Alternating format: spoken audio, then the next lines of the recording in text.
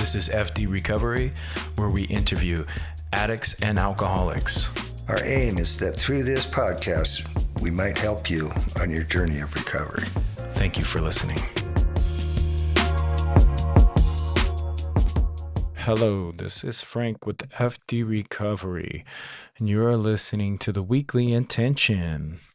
Thank you guys for tuning in. This is going to be a real short one. I've been really busy, so I apologize ahead of time. Working a lot of hours. It's, how it is in recovery. We got to stay cautious of that, right? Make sure we hit our meetings. I had to skip my meeting, one of my meetings last week. I'm going to try to make it this week. I just have a lot of stuff planned out, right? A lot of things went wacky at work, and now here we are working a lot, right? Had to let a couple people go. And it can get real hard in any work situation when that happens, right? So last week was affirmations. I'm going to be truthful. I only was able to do it a few times just because there was so much commotion going on, right? A lot of changes, a lot of them are good. I won't indulge in information, but a lot of them good changes.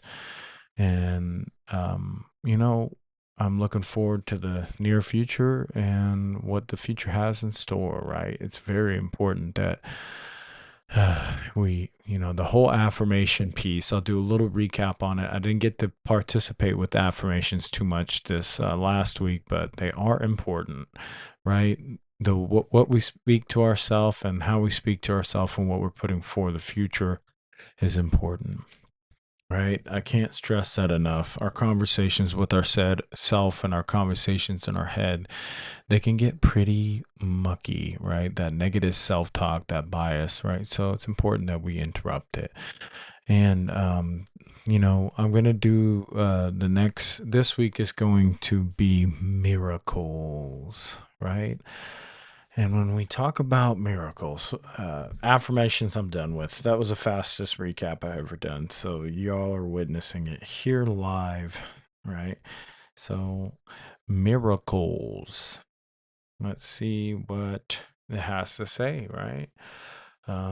Miracles in recovery. Miracles in recovery. All right. Miracles in Recovery represents profound transformations where individuals shift from despair to hope, healing from addiction through courage, resilience, and often spiritual growth. These moments include achieving long-term sobriety, overcoming deep-seated trauma, and rebuilding self-esteem, frequently supported by 12-step groups and communities that foster new change in perspective, right? Definition, often described as fundamental changes. So let's see, miracles. When we talk about it's more of a topic. I don't know if it would be considered a spiritual principle, but, a spiritual principle. Let's see. So miracles are viewed as spiritual principles representing acts of love, forgiveness, and divine power that transcends physical law. They function as educational tools to shift perceptions from fear to love, strengthening both the giver and receiver. Key principles include that they are natural, express inner kindness of the divine, and are not bound by I think it says heresy or whatever the heck that word says, or difficulties. Expression of love. Miracles are natural expressions of love and forgiveness, often considered the true miracle, right? Oh, wow. So represents the act of love. They're saying miracles viewed as spiritual principles representing acts of love, forgiveness, and divine power. Miracles. Let's see. You know, let's see what else. Miracles. Let's see. Let's see the actual definition. Miracles are extraordinary events defying natural laws, widely viewed in religious traditions, Christianity, Islam, Judaism, and direct divine intervention to confirm faith or demonstrate God's power. Common themes include miraculous healing, nature control, and raising the dead, such as Jesus' resurrection. Healing the blind and feeding multitudes. Right. All right. So we're talking. It's aimed more on the biblical style miracles, but miraculous healing. There's nothing short of us addicts, alcoholics. When you, from my experience, I came from a world of, how do you say, just, darkness and kind of stuck, right? Just, there was no way, I couldn't see a way out. I didn't see a future. I was one of those typical rock star, not, rock star mentality of live fast, die young type deal. I really thought just like, and I hear this a lot for a lot of people, guys and girls, like we didn't think we'd make it past our 20s, right? And that's a pretty common theme for us because we live so hardcore with, drinking and drugging. And it's just kind of wild that we made it out alive, right? Especially now, the drug addicts now are much more riskier because like this whole fentanyl trip now, I'm like, holy shit, you guys have balls of steel because, I don't know. I mean, I would have been a drug addict that probably would have done the same thing, but you know, just the risk of, dying every time I use was kind of, who knows? It doesn't sound attractive to me that now that I'm sober, but if I'm out there using, who knows how it would sound. It'd probably add to the rush in a way, right? But that being said, like we're nothing short of a miracle. Like the mindset I used to be in and stuck in, like um, I don't even know how I got to the place that I am now. I just got, I just seen my rap sheet again. It was given back to me, and it's just kind of a trip that, um, just to see where I came from, right? And just know that I'm a miracle. And, you know, I was kind of stuck in, I kind of got crisscrossed in some drama recently and just a lot of misperceptions going on and a lot of accusations that didn't turn out to be true. A lot of, it didn't cooperate with people or places and so it's like, and then trying to, prove that I'm on the up and up and things like that is just kind of a weird experience for me because usually I am guilty. Usually I am the piece of shit, and it's not whether someone's bad or they're good or I'm bad. It's just like it's not working. And when you get in a position where things aren't working and it's gotten too toxic and you're just trying to make necessary changes, whether it be at your job, whether it be in your life and all that, there's going to be a lot of resistance and the toxicity that's created, maybe not by you completely. I know that for me, it's like always, I participated in it for sure. But when somebody else makes their own choices and what it does is it sets a domino effect and they're making really bad choices and somehow you're getting blamed in the end of all of it. It's like through that storm I just have to I have to fall back on my training of spirituality and go, okay, it doesn't matter what they think. It matters what I know, the work I put in, and the truth will always set me free. And that's the position I took in this recent drama of my life. And I won't I'll spare the detail. That's why I'm being very vague. But it's like it sucks to see somebody go down the road that they go and then just turn around and blame you for everything. It doesn't even, it's hard to accept because I was pretty righteous through it all, and I don't feel like it was reciprocated.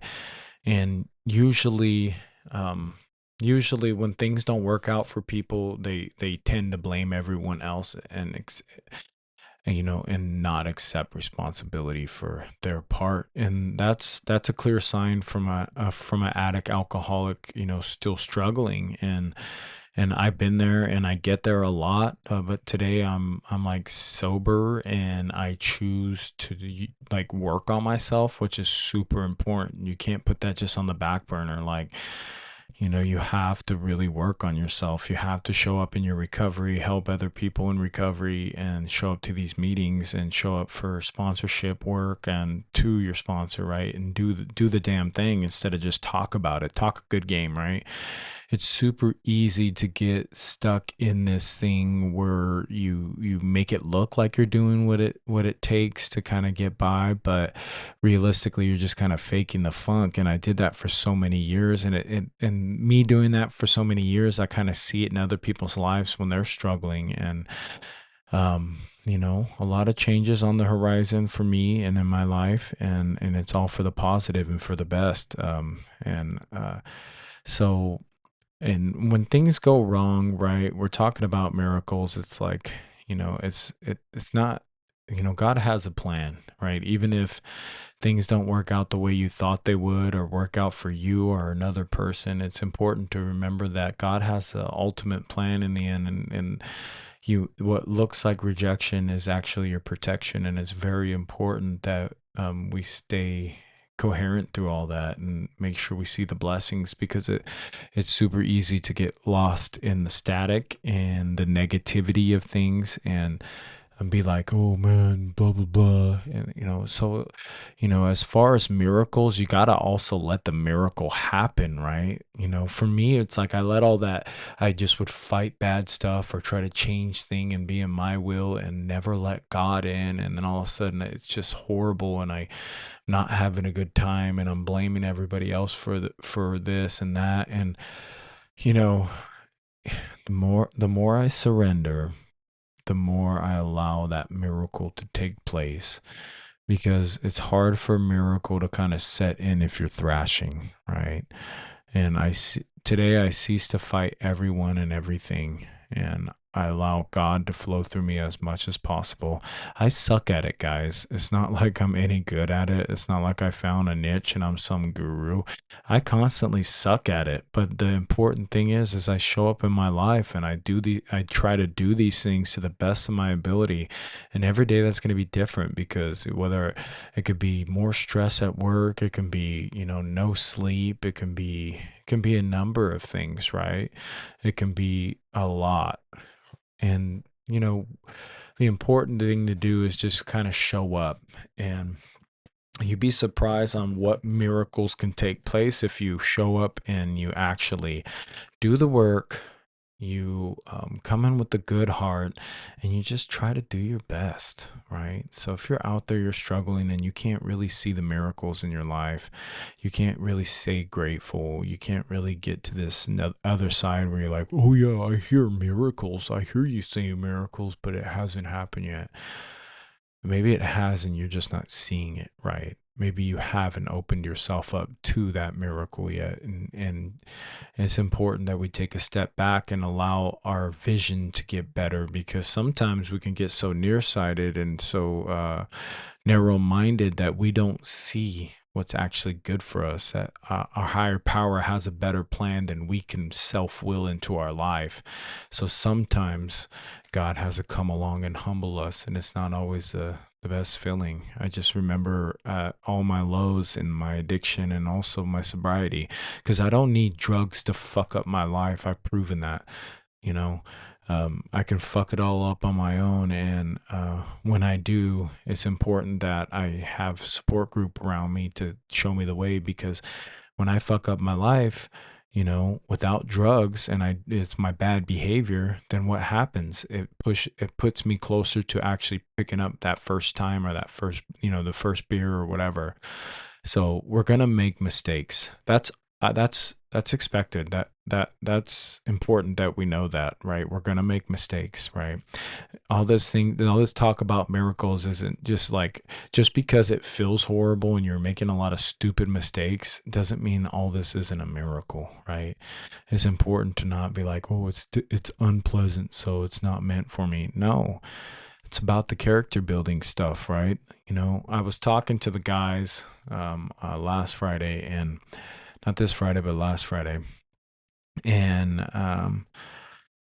it was like, we can't skip the hard shit. Everybody wants to skip the hard shit. Like, I didn't want to walk around for almost 2 years without a vehicle until I worked my ass off and got my license back and hitched a ride with everybody. But, I didn't want that. Who wants that? But it was part of my story. I mean, and I want to, for me, the addict in my brain always wants to skip forward to the miracle where I'm like, yeah, I need all the good stuff now. Like, that's not the way it works.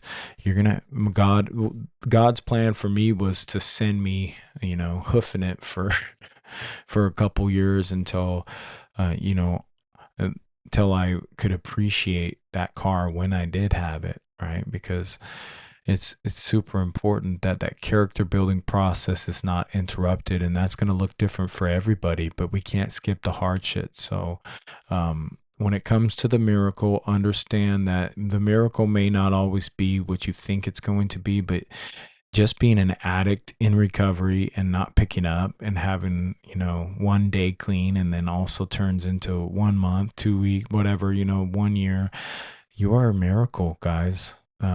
You're nothing short of a miracle. I remember the despair that I thought I would never get out of my addiction. I was 100% held bound and dead set that I was going to die to the needle, right?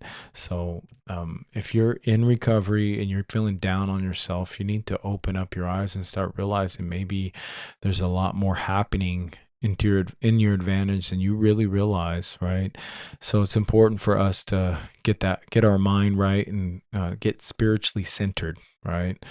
So this week, we're gonna work on looking at life and looking at the miracles in it, right? And maybe jot down some of the miracles that's happened to you, things that happened that and it was only and nothing less than divine intervention to step in and make those changes, because there's so many things that by my own power it just wasn't possible, and I stepped back and I allowed God to do his work in my life, and I was astonished by the changes, because there was so many damaged relationships, so many damaged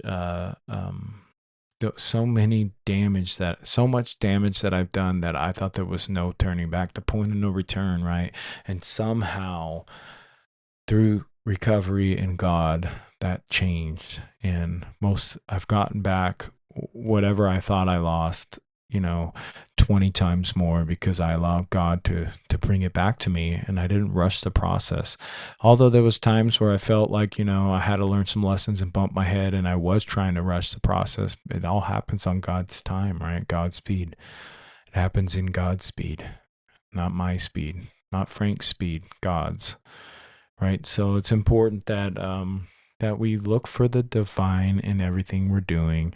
We look for the miracles in everything we're doing, and we look at it in an open mind, right? So that's all I got today, guys. I love you. This is a short podcast. And for all the listeners out there, focus on the miracles, not the mess. And don't leave a moment before the miracle. Please, guys. I can't urge you enough. If you're in that seat and you're struggling to stay sober, and you're struggling and you have a CPS case, and maybe you got 1 day clean, 2 days clean, and you just see a mountain in front of you, please stay the course. I beg you. There's so much that I overcame, and I know so many other people and brothers in recovery and sisters in recovery that did not walk up that mountain alone and ended up on the other side, and they thank God. I know I thank God every single day that I stayed this course, because my life is dramatically different today because of it, and I'm so glad. And the world is a better place with me sober. right? And that's just a reality. All right. I love you guys. And this is F.D. Recovery. You're listening to the Weekly Intention Miracles. All right, guys. I love you. Peace. Thank you for tuning in to F.D. Recovery. A reminder, be kind to yourself on this journey of recovery. Also, call your sponsor. Get connected to local support groups. And for one day at a time, stay clean and sober.